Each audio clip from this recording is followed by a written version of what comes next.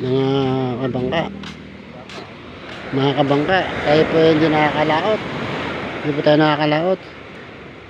Malalaki po alon. Kaya ito po mga tao sa amin. Nasa playa ho. Nangunguha ng pera.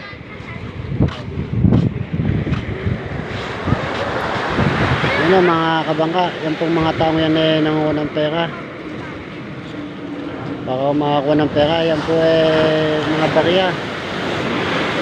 Nakakuha po yan mga barya na lumilitaw pagtatalpok ng alon. Minsan nalitaw. Yan mga kabangka yan. Yan po ang trabaho dito sa may amin pag hindi po nakakalaot. Kasi ang lalaki po ng alon.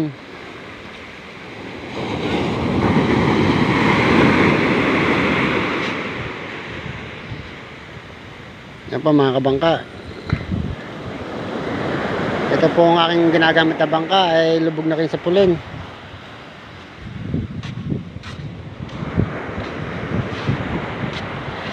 Yan po ang bangkang ginagamit, lubog na po sa pulin. Yan po ay mataas ang pulin yan. Yan po ay may kalang, lumubog na po rin. Inaabot po kanina yan ng tanghali, inaabot ng alon. Ngayon po ay kati na. Itong isang bangkan to, si Jolene, wala na akong pulin.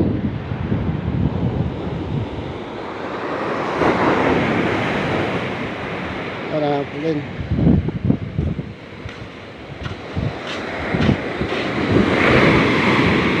Yan po mga kabangka, lalaki pa ho ng alon, miski ho pakati na ang tubig, paurong.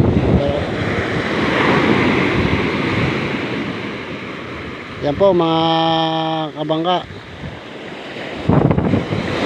Marami pong nangunguha ng pera. Yan mga kabangka, yan po ay nangunguha ng pera. Nangunguha po ng pera yan. Marami po sila nakakuha, nakaka-100 piso. Yan po ang trabaho dito sa amin. Pag walang magawa tao, pumunta playa para makuha ng pera.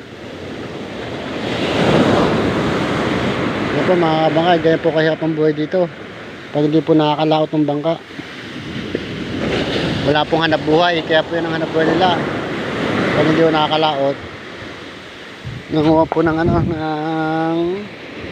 pera.